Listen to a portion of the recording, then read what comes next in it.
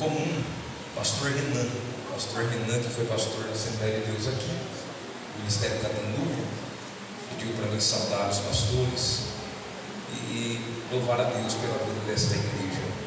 Pastor Roberto Seles, pastor Sandro, obrigado pelo carinho, pelo convite.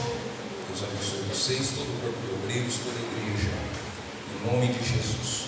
Queridos, ao término do culto, eu vivo da obra. Quem quiser abençoar o nosso ministério, a gente tem ali paçoca caseira, tá bom? Ela não tem lactose, mas contém açúcar. Se você quiser e puder, vai ser um prazer e uma honra servir vocês. Abra sua Bíblia no tema. Vamos meditar na palavra de Deus. Romanos capítulo 5, versículo 20.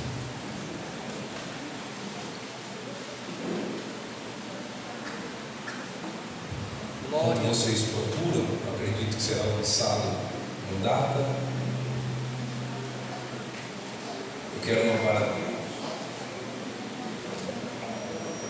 louvar a Deus pela vida da minha esposa, a irmã Gabriela.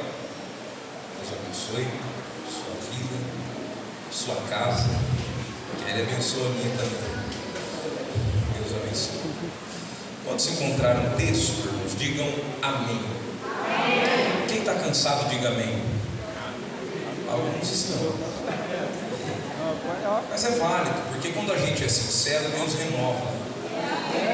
Não pode mentir. Romanos capítulo 5, versículo de número 20, diz assim. Alguns irmãos estão se colocando de pé, vamos ficar todos juntos então, para unânimes podermos fazer a leitura. Diz assim: Telão, veio porém a lei para que a ofensa, vamos de novo, veio porém a lei para que a ofensa, mas onde abundou o pecado, superabundou a graça. Diga comigo, a superabundância da graça. Tome seu assento, por favor. Curve sua cabeça comigo. Querido Espírito Santo, nós precisamos ser orientados e edificados pela sua palavra. E nós não temos condições, humanamente falando, de tocar os corações. Mas a tua voz e a tua inspiração e a tua palavra é mas para que nós alcancemos o êxito de sermos edificados. Espírito, glorifica o nome de Cristo nesta noite, pela exposição desta palavra. É o que nós pedimos. Amém e amém.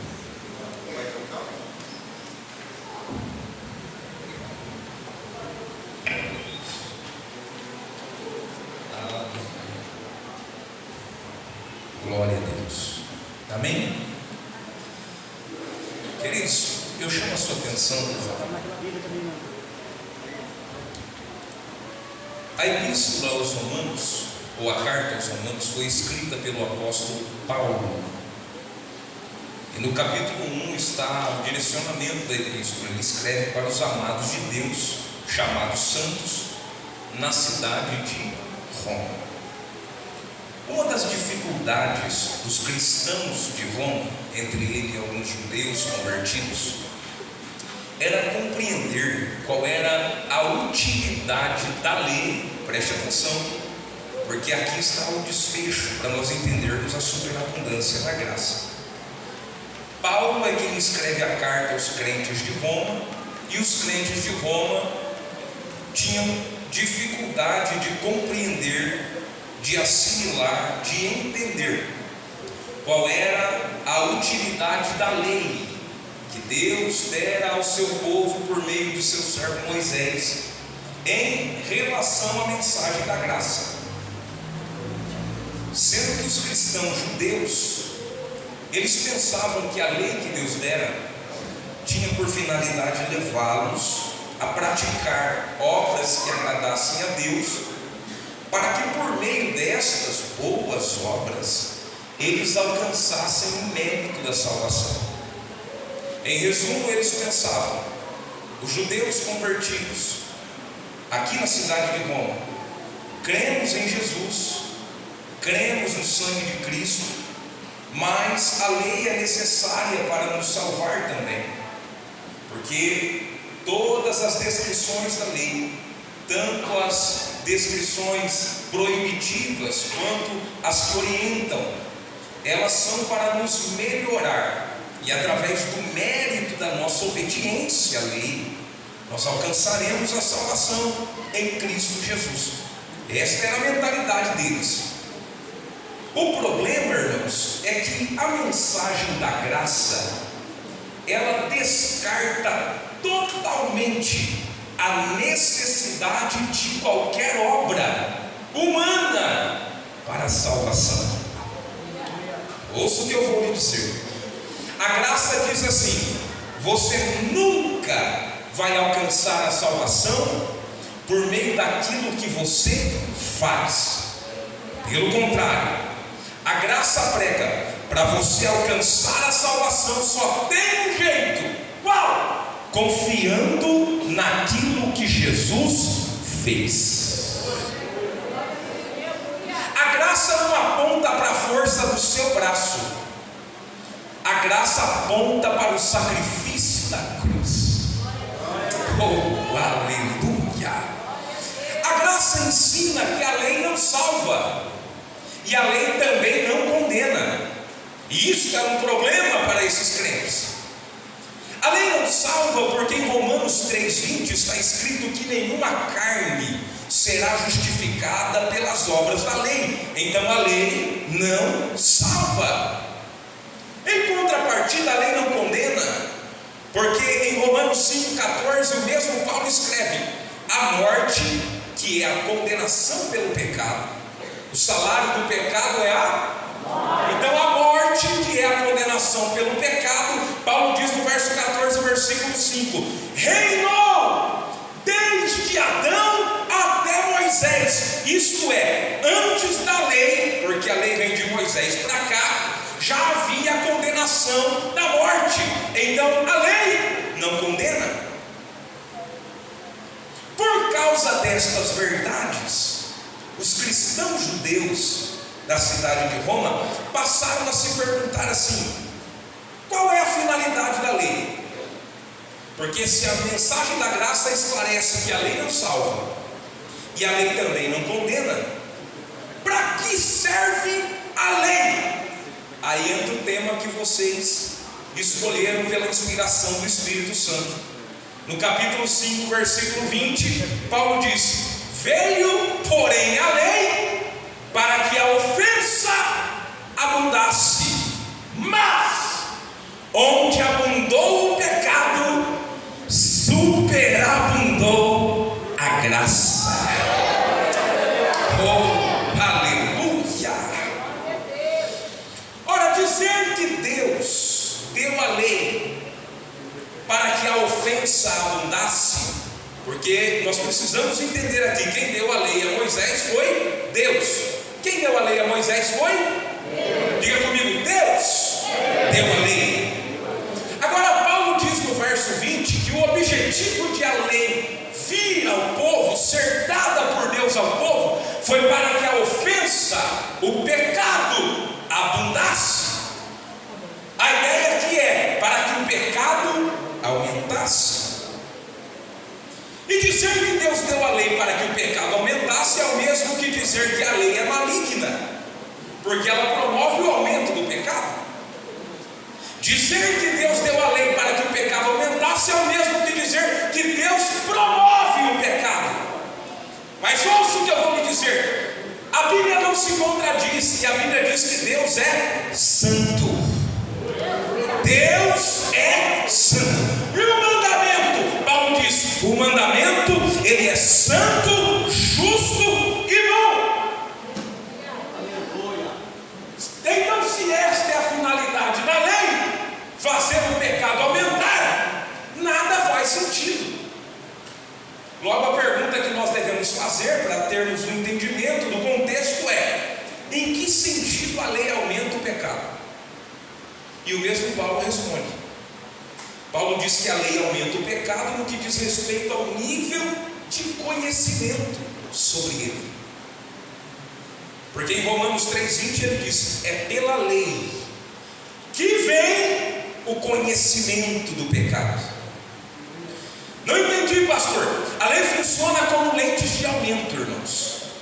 Se nós olharmos uma roupa suja através de lentes de aumento, nós enxergaremos muito mais do que aqueles que olham a mesma roupa suja com o olho nu.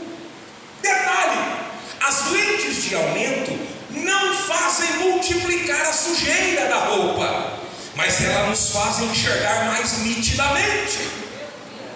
Foi para isso que a lei veio. Ela não veio para multiplicar o pecado, ela veio para nos fazer enxergá-lo melhor. Aleluia! E o problema, irmão, é que a maioria das pregações do nosso tempo são desprovidas de lei e de conhecimento da lei. Alguns entenderam porque Jesus disse: pregue o evangelho a toda a criatura, e o evangelho é a boa notícia. O evangelho é a receita que dá a solução do problema. Mas não adianta você dizer para alguém: olha, esse remédio é bom para a dor, se a pessoa não sente dor e se ela não reconhece que ela sente dor. Então o papel da lei é fazer a descrição e dizer: você está doente, você precisa de remédio. Aí sim eu venho com o remédio, que é o sangue do Cordeiro que foi derramado.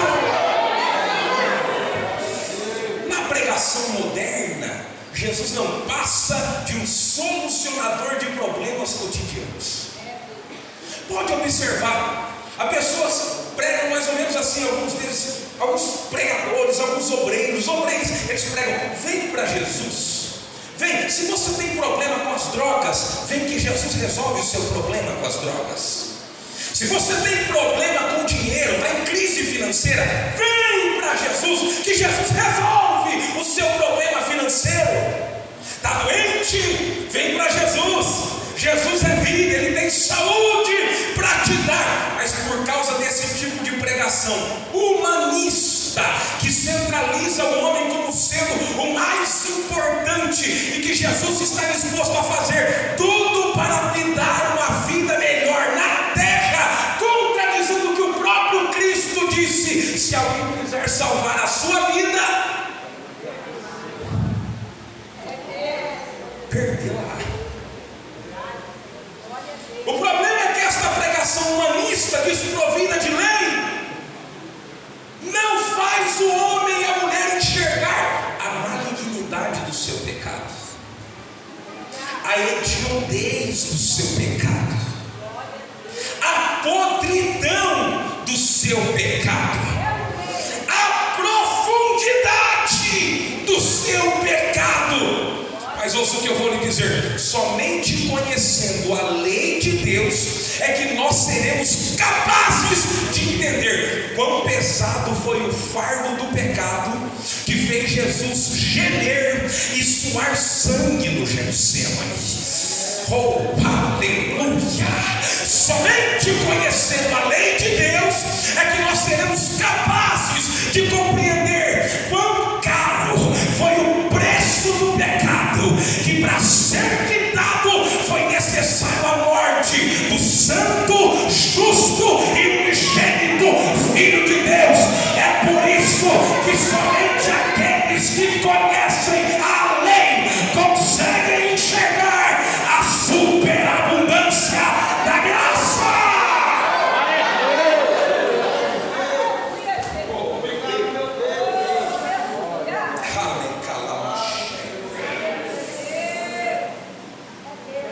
Para nós medirmos a grandeza da graça, para nós tentarmos dimensionar a grandeza da graça, primeiro nós temos que baixar, para depois subir.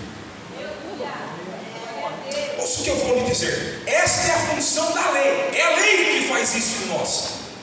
A lei é quem nos mostra do que fomos libertos, para o que fomos libertos. É a lei que nos faz enxergar o aspecto mais terrível do pecado.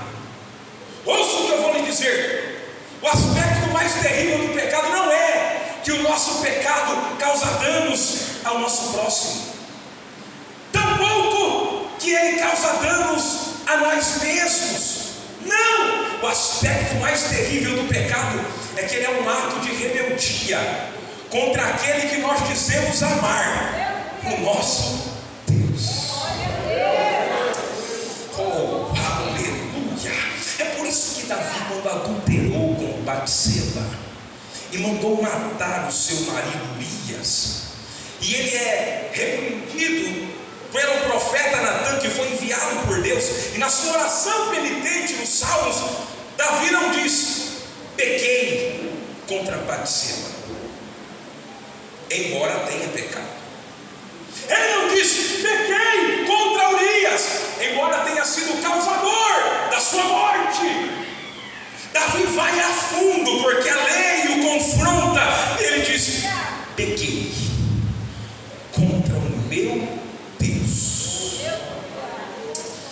contra ti somente pequei. Mas pecar não é somente homicídio. Pecar contra Deus não é somente adultério. Em Mateus 22:36, um doutor da lei se aproxima de Jesus e o questiona dizendo: mestre, qual é o grande mandamento da lei? Olha aqui para mim. Os religiosos discutiam muito entre si, e eles especulavam qual era o maior pecado. Uns diziam adultério, digno de morte, apedrejamento. Outros diziam homicídio, não matarás. Outros diziam o falso testemunho, porque Deus é a verdade e o falso testemunho é mentira. Mas ouça o que eu vou lhe dizer. Jesus disse que tem tamanhos de pecado. Embora a gente ouviu por muito tempo que pecadinho e pecadão não existe, para Deus é tudo igual, Jesus falou em João 19:11 para Pilatos, dizendo: Pilatos, quem me entregou a ti maior pecado do que tu tem? Então tem pecado maior e tem pecado menor. Eles especulavam: maior pecado, adultério, homicídio, mentira. Mas eu penso que se existe o maior mandamento, o maior pecado deve ser quebrar o maior mandamento. E a pergunta do doutor da lei foi essa: qual é o maior mandamento da lei? Jesus disse: não é não matarás. Não. Ele não disse não furtarás, não adulterarás. Ele disse: amarás o Senhor teu Deus de todo o teu coração,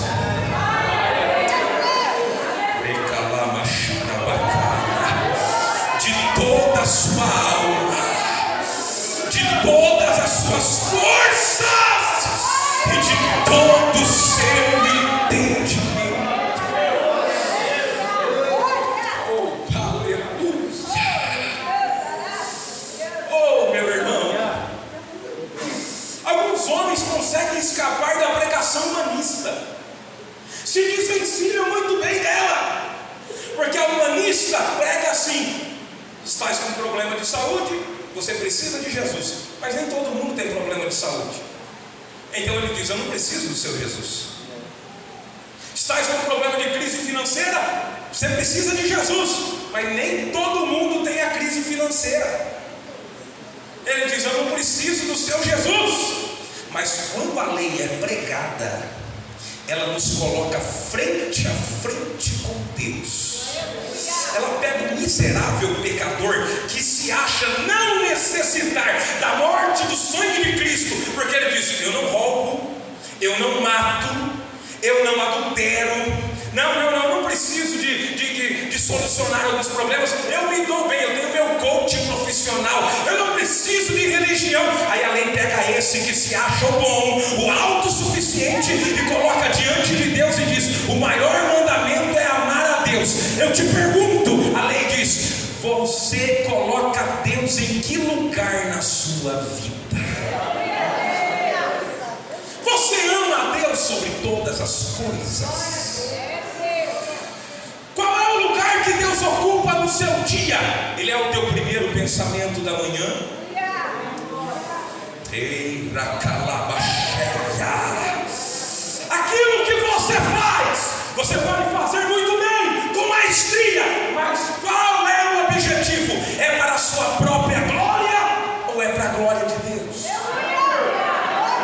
A lei pega este homem que se acha autossuficiente e coloca diante de Deus e diz: você tem amado a Deus como Ele merece? Você tem sido grato a Deus como Ele merece? Diante de tais questionamentos da lei, para um homem que se acha alguma coisa, Paulo diz: todos pecaram e destituídos estão da glória de Deus. Oh, irmão, é por isso que não dá para a gente empinar o nariz e se achar melhor que ninguém. Não dá para a gente se achar superior a alguém. Não é porque um peca mais e um menos, um fez um pecado maior e um menor. Todos nós precisamos amar a Deus mais. Todos nós precisamos do sangue que foi derramado para remir a nossa ingratidão. Para a gente entender a superabundância da graça, primeiro a gente precisa enxergar o quão miserável somos nós. E isso também é função da lei. É ela quem nos abre os olhos. Veja o que aconteceu com o apóstolo Paulo.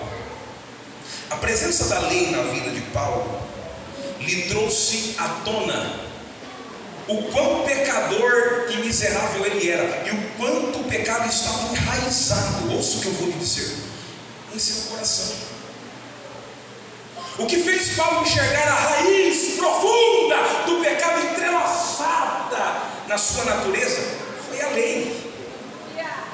Olha o que ele escreve em Romanos capítulo 7, versículo 8. Paulo diz assim: o pecado, tomando ocasião pelo mandamento, a lei, fez despertar em mim todo tipo de desejo cobiçoso. Preste atenção. E o mandamento que me era para a vida, Paulo diz, eu achei que me era para a morte. Porque o pecado, tomando ocasião pelo mandamento, me enganou. E pelo mandamento o pecado me matou. Paulo está dizendo: o pecado perverteu a minha natureza de tal maneira que até a lei que Deus nos deu para nos abrir os olhos e impedir de pecar, incita em nós desejo de pecar mais. Você está entendendo, irmão? Paulo está dizendo: a instrução que é boa, justa e santa, a lei, não é culpa da lei, é que o pecado que reside em mim está tão emaranhado na minha natureza que quando a lei vem e me diz: não cobiçarás, aí que desperta a cobiça em mim.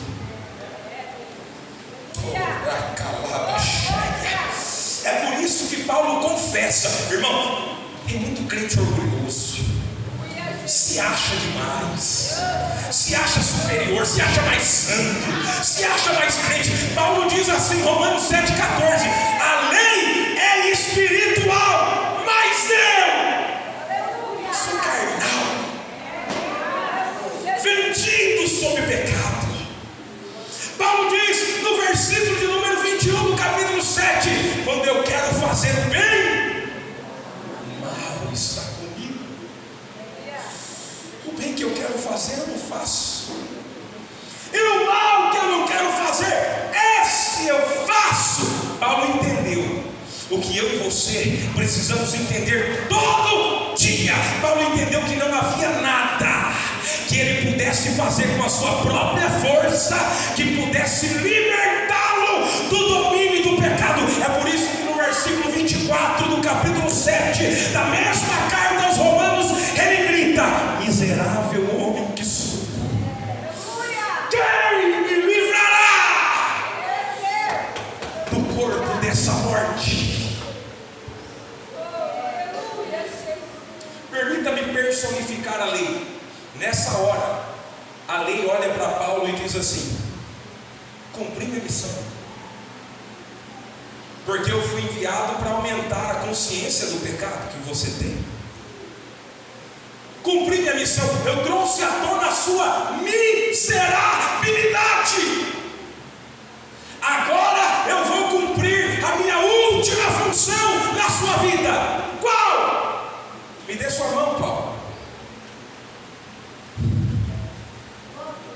Você vai entender o que Paulo falou sobre tutor. Me ajuda aqui, vem cá. Aí a lei diz: me dê a mão, Paulo. Aonde você vai me levar? Ele disse: você está condenado. Eu não posso te salvar, porque nenhuma carne é justificada pela lei, mas eu conheço um que pode. E a lei vem como guia, como tutor, como aio. É Paulo quem diz isso. E apresenta a ele a Cristo. Oh, e é nessa hora que Paulo tem a visão que somente os pobres em espírito, que enxergam a sua total miserabilidade, conseguem ver. Ele vê a cruz, e na cruz ele vê Jesus, aquele que não conheceu o pecado, mas ele vê Deus imputando nele os nossos pecados, para que nele fôssemos feitos justiça de Deus. Oh, e quem consegue ver esta visão? Só que é pela fé. Paulo, quando prega aos Gálatas, ele diz: não foi diante de vós que Jesus Cristo foi exposto como crucificado. Nenhum deles estava na crucificação, mas quando se prega a mensagem da cruz, o Espírito Santo abre os olhos, e pelos olhos da fé a pessoa consegue enxergar que aquele que não conheceu o pecado, o Cristo vivo, ele derramou sangue, foi pregado, morreu pelos nossos pecados, para que nós tivéssemos perdão e restauração.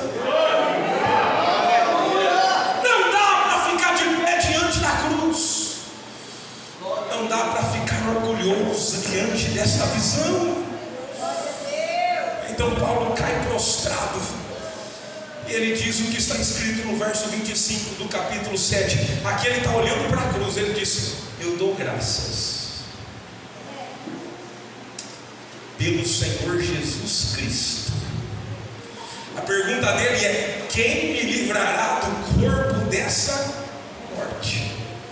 Só que quando ele enxerga a cruz, ele está dizendo: eu não posso, mas eu dou graças porque ele pode. Eu não consigo, mas eu dou graças a Deus, porque ele enviou o seu Filho unigênito, para que todo aquele que nele crê não pereça, mas tenha vida eterna.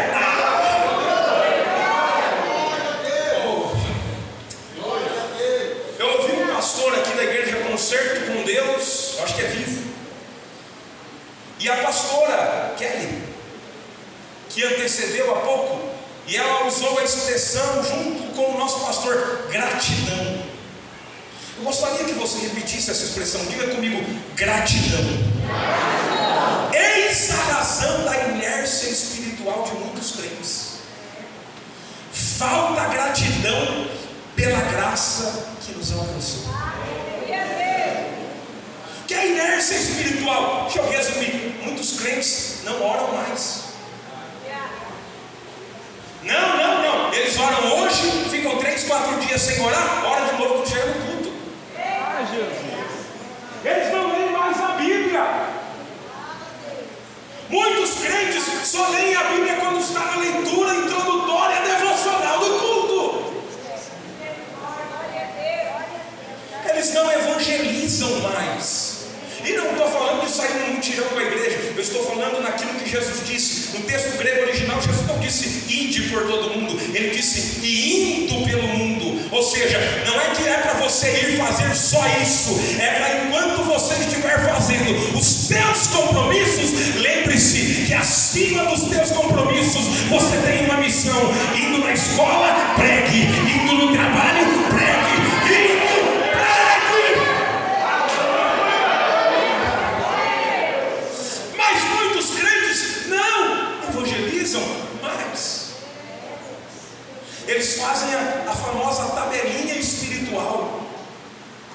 e eu estou falando isso com muito amor, talvez vai servir para alguém que me ouve.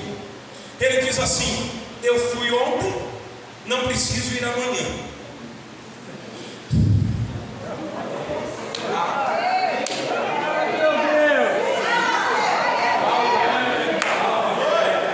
Eu participei da ceia no mês passado, nesse eu vou no aniversário. Meu Deus. Não, eu vou no culto hoje, que é congresso. Amanhã eu vou ficar em casa para descansar, que segunda eu tenho que trabalhar. Glória.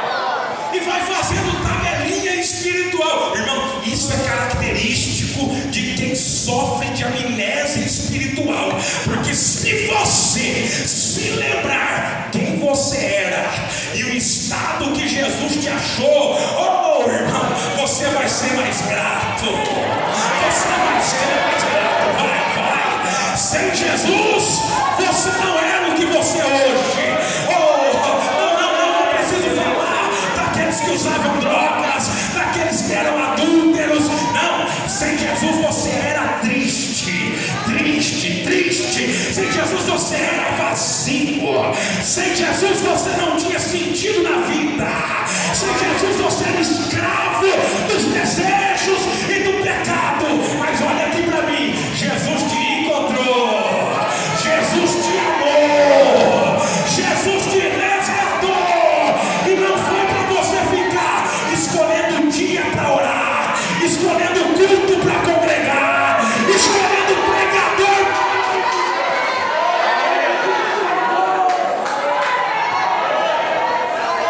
Oh, meu Deus! Ele te salvou. Seja grato. Olha para alguém que está ao seu lado com amor. Diga para essa pessoa com muito amor. Diga: Jesus morreu por você. Vamos ser mais gratos. Meu Deus. É por isso que Paulo escreve para os crentes e ele diz assim: eu me gastarei. Olha aqui para mim. Eu me gastarei. Ele está dizendo o quê? Eu vou fazer o que for preciso. E me deixarei gastar. Ou seja, não é contra a minha vontade. Por amor a vós. Ele está escrevendo para a igreja. Ainda que amando muito, seja menos amado. Ele está dizendo: eu quero servir vocês, não pelo que vocês proporcionam para mim. Eu quero servir vocês porque eu sou devedor. Há um amor que morreu na cruz para poder me dar vida.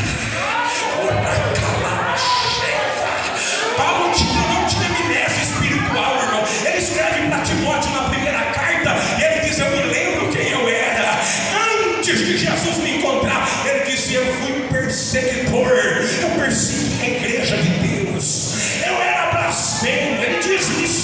Eu falava mal de Jesus, eu falava contra a igreja de Jesus, eu fui cruel.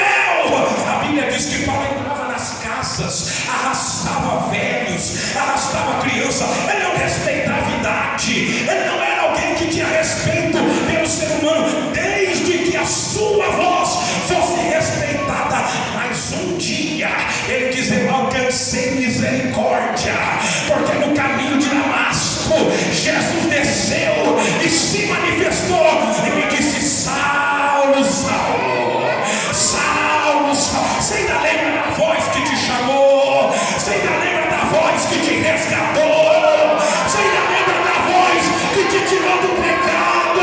Jesus está te dizendo: seja grato.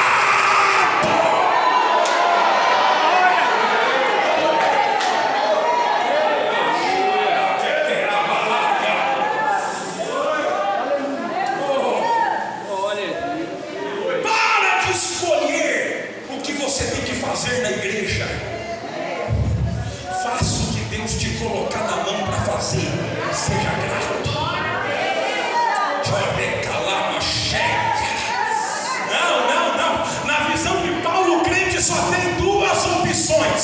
Qual? Ele diz assim: preso em Roma, escrevendo para Filipos: eu preferia partir e estar com Cristo.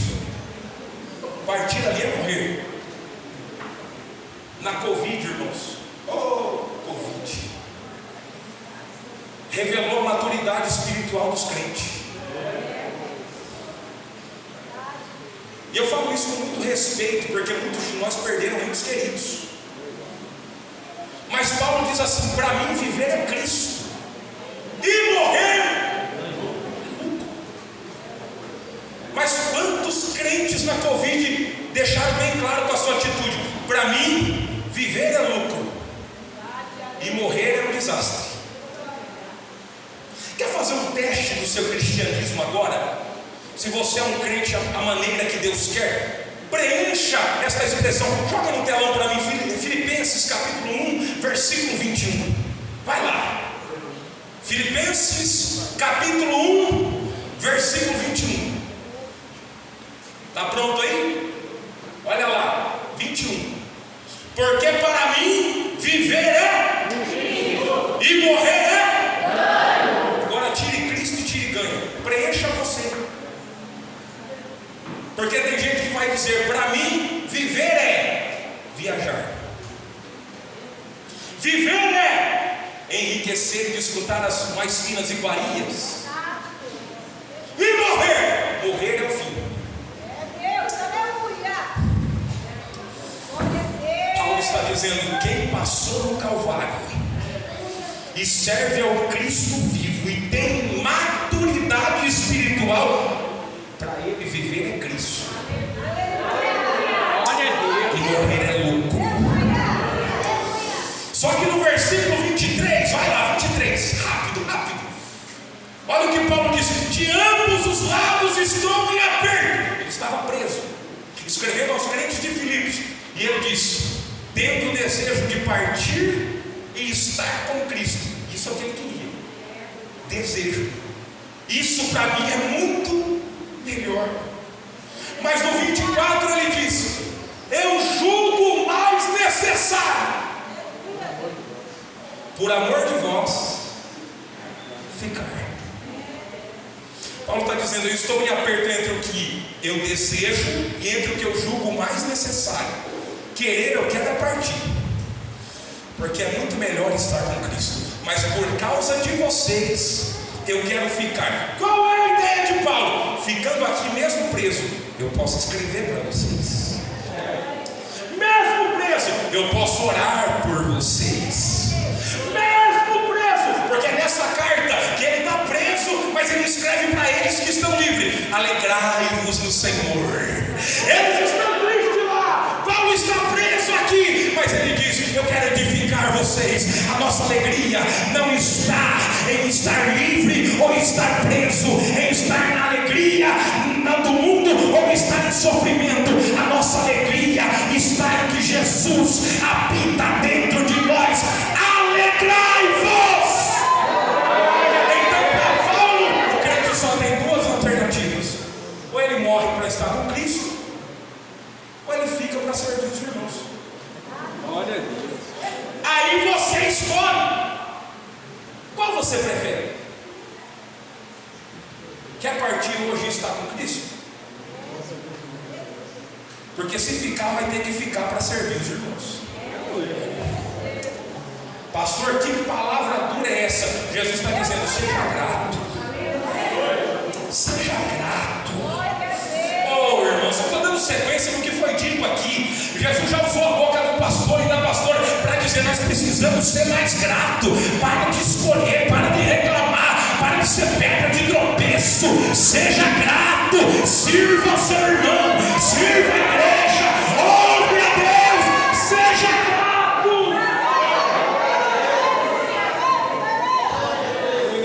A graça não veio para nós no mesmo nível que o pecado. Isso é lindo. Que o pecado abundou e a graça.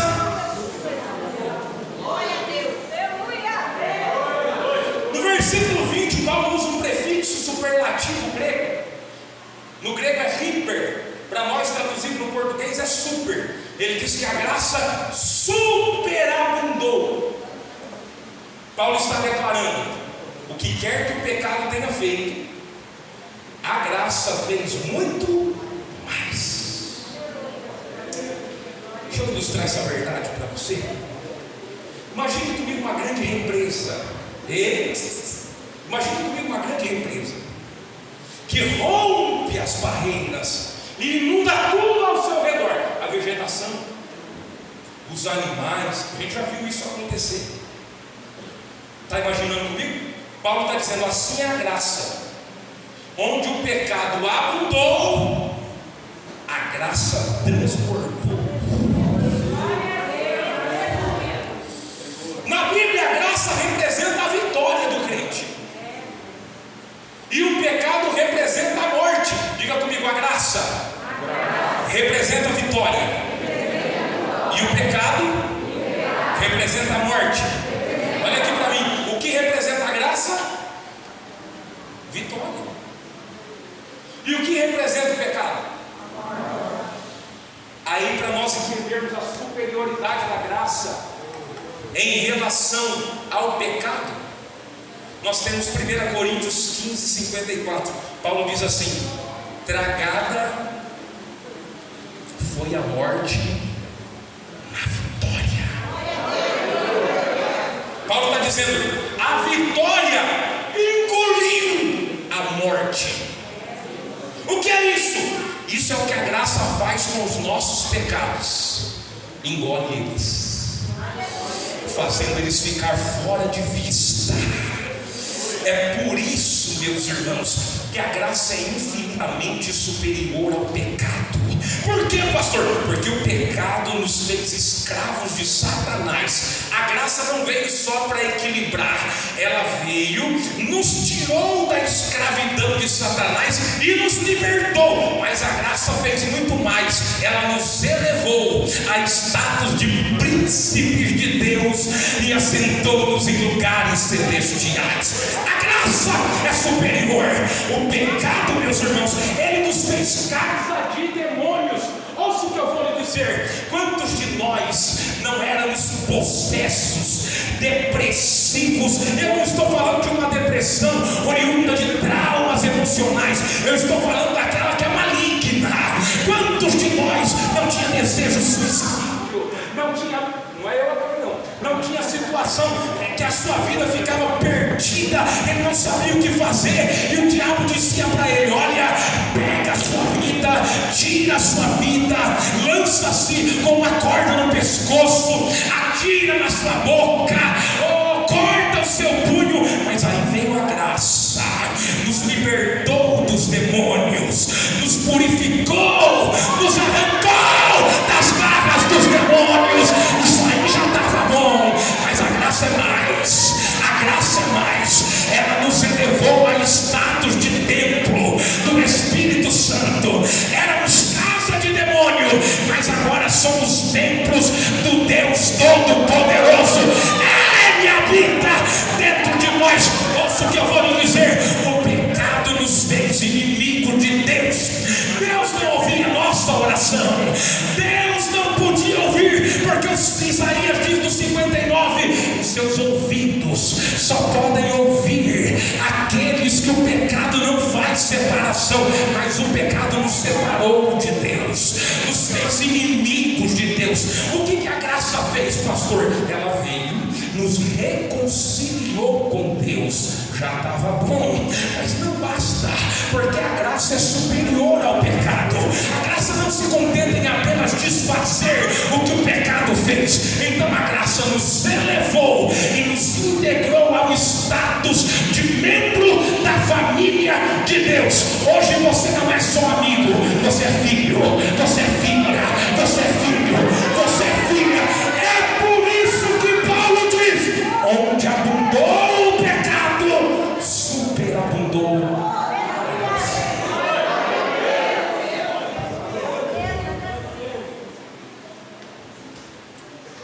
Terminei.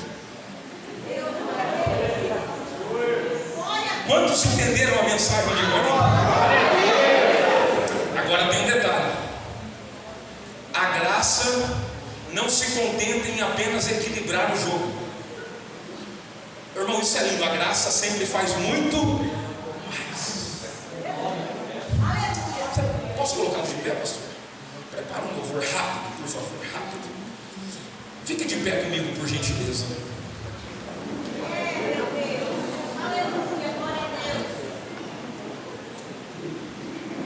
A graça nos elevou, sim ou não? Sim. De casa de demônios a templo do Espírito Santo, de inimigos de Deus a filhos de Deus.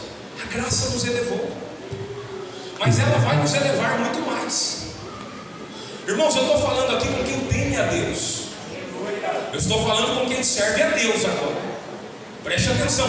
A graça vai nos elevar mais. Por quê, pastor? Porque Jesus é a personificação da graça. Quando Paulo escreve a Tito, ele diz assim: Tito, a graça se há manifestado. Não é dar, é do. Ele está falando de Jesus. E trazendo salvação a todos os homens. Jesus é a manifestação da graça. E eu pergunto, aonde Jesus está agora, irmãos? Eu sei que Ele está entre nós na pessoa do Espírito, mas aonde Jesus, a pessoa de Jesus está agora? Olha o que o escritor aos Hebreus diz no capítulo 1, versículo 3. Depois que Jesus realizou a purificação dos pecados, cruz, Ele se assentou à destra da majestade nas alturas. Aonde é que Jesus está? Nas alturas. Diga comigo, Ele está à destra de Deus Pai, nas alturas. Em João 17, 24, olha o raciocínio. Jesus está fazendo a oração sacerdotal antes da cruz. E na oração sacerdotal, Ele diz uma coisa que nos deixa estarrecidos. Porque você observou que Jesus nunca exigiu nada do Pai? Até na hora de ir para a cruz no Getsemane, Ele diz: Pai, se for possível, passa de mim esse cálice, mas se for possível. Agora, em João 17, 24, Ele diz assim: Pai, eu quero. Você não vai achar outro texto Ele dizendo isso. Então isso aqui para Ele era muito importante.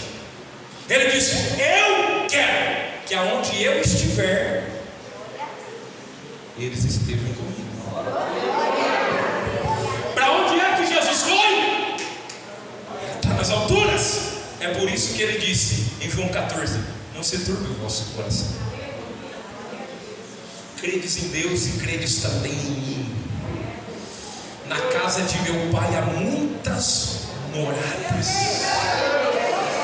Eu vou preparar-vos lugar, e voltarei para vos levar para mim mesmo, para que onde eu estiver, vocês estejam comigo.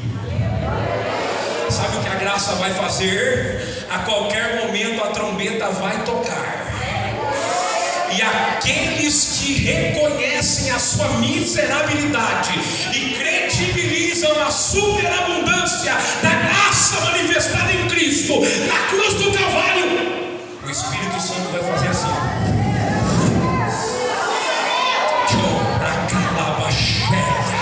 a graça vai nos elevar. Eu estou pregando nesta noite, irmãos, que nós precisamos ser grato, porque a graça já fez muito mais.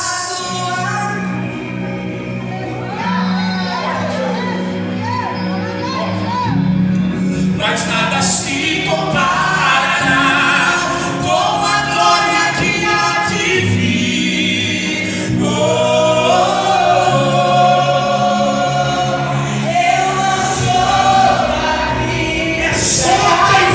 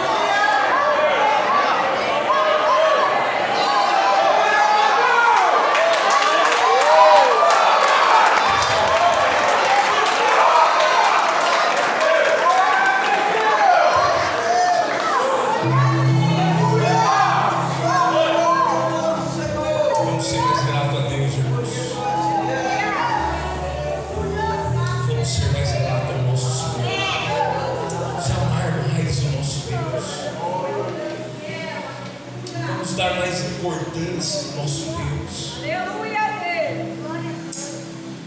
Eu parei o louvor porque eu falava com o Espírito Santo aqui. Ele falou para mim: não muda a direção da mensagem.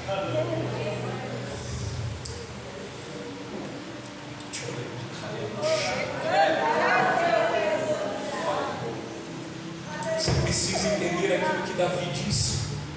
Ele disse: tu possuíste o meu interior. Seu coração tem dono.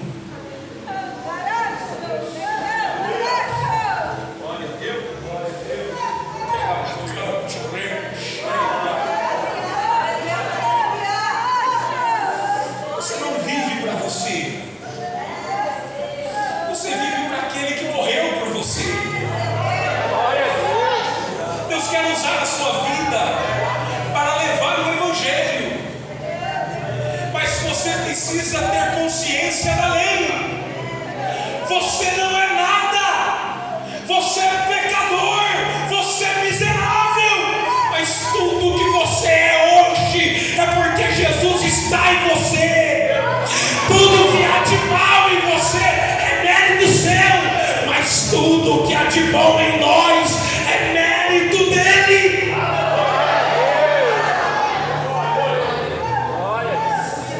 Deus só usa quem tem essa consciência. Consciência de pecado. Paulo disse assim para Timóteo, capítulo 1, versículo 15 da primeira carta: Timóteo, Cristo Jesus veio ao mundo salvar os pecadores, dos quais eu sou. Ele não disse eu fui.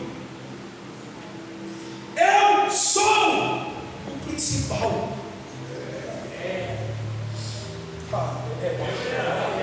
Timóteo é pastor de igreja. Quem é pastor sabe, na igreja tem de tudo e tem de todos. Tem crente bom, tem crente ruim, tem. Mas Paulo diz: Timóteo, dos que tem aí na sua igreja, eu sou o pior. Só que quem está escrevendo é o apóstolo que já foi ao terceiro céu. Viu e ouviu coisas inefáveis que ele disse não ser lícito aos homens contar. É um homem que expulsou demônios, plantou a igreja e prega com espinho na carne. Mas ele não deixou subir na cabeça. Ele diz: não é porque Deus me usa do jeito que Ele me usa que eu sou uma coisa. Eu trabalhei mais do que todos os apóstolos. Mas ele diz, 1 Coríntios capítulo 15: todavia não fui eu, foi a graça. A graça que superabundou na minha vida.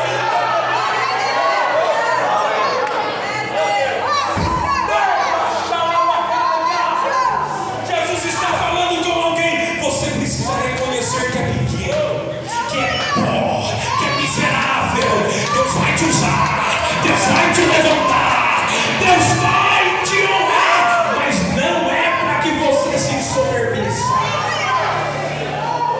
para que você reconheça que a glória é dele.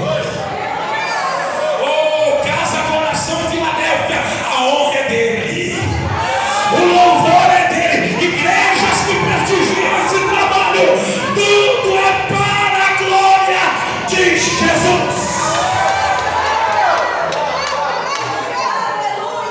Tem alguém no nosso meio, ouça, que se arrepende dos seus pecados e nesta noite quer entregar a sua vida a Jesus.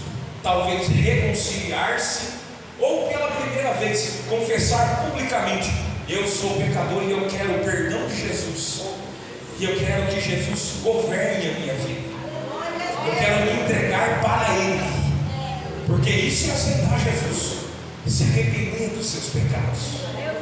Tem alguém nessa noite que está disposto e quer: eu quero me arrepender e quero Jesus na minha vida. Se tem alguém aonde você estiver, levante a sua mão.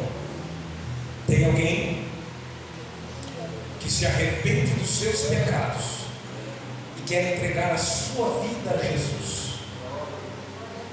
Queridos, eu enfatizo isso porque não adianta dizer: tem alguém que precisa de Jesus, você está triste, está amargurado, está com problema. Não.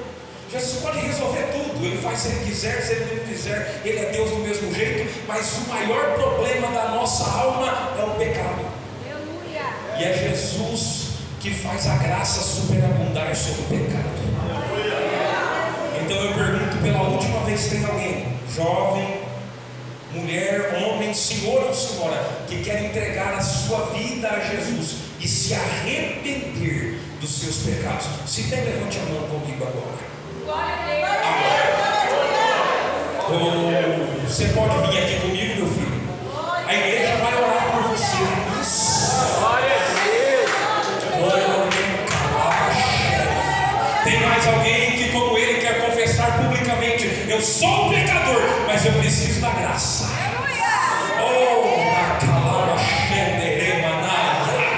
Tem mais alguém? Agora sim, aquele lá.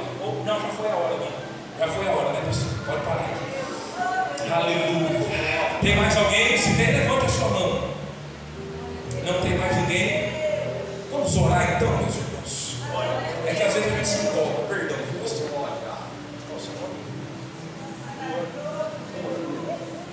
Juan, você se arrepende dos seus pecados. Glória a Deus. Jesus te ama demais. Sabe, o amor de Jesus só faz sentido quando a gente entende o quão pecador a gente é e ainda assim Ele nos ama. Ou nós vamos orar por você e vamos usar o ministério da reconciliação que foi dado à igreja. Vamos orar por ele. Ore pelo Juan comigo. Senhor Jesus, nós queremos apresentar o Juan, que conscientemente, racionalmente, logicamente reconhece que é pecador e não se envergonha de publicamente se manifestar e reconhecer que precisa da graça. Oh, Espírito da verdade, entra nele agora, limpa-o, limpa, se for necessário, de vício, de maus hábitos, de pecados, limpa-o pelo poder do nome de Jesus e restaura ele. Pai, nós queremos reconciliá-lo, transportá-lo pelo nome de Jesus do reino das trevas para o reino da sua luz e ministrar sobre ele a paz do Senhor, o amor do Senhor, a comunhão do Espírito Santo, em nome de Jesus. Guarda esse moço e levanta ele, Senhor, para ser um instrumento na sua obra. Oh, e conserva o coração dele humilde, para que ele possa ser usado grandemente. É o que nós como igreja te pedimos e te agradecemos. Amém e amém. Se vale um aplauso para Jesus pelo nome.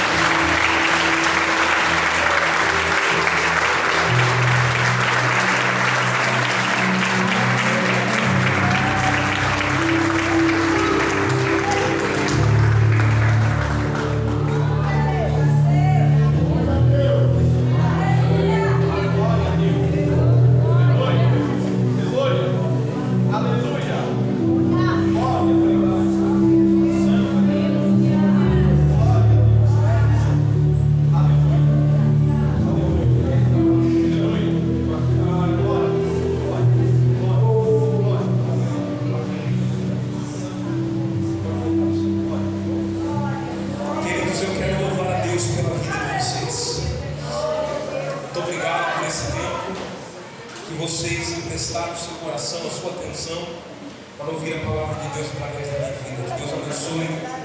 Pastores, muito obrigado. Pastoras, que Deus em Cristo abençoe toda essa igreja.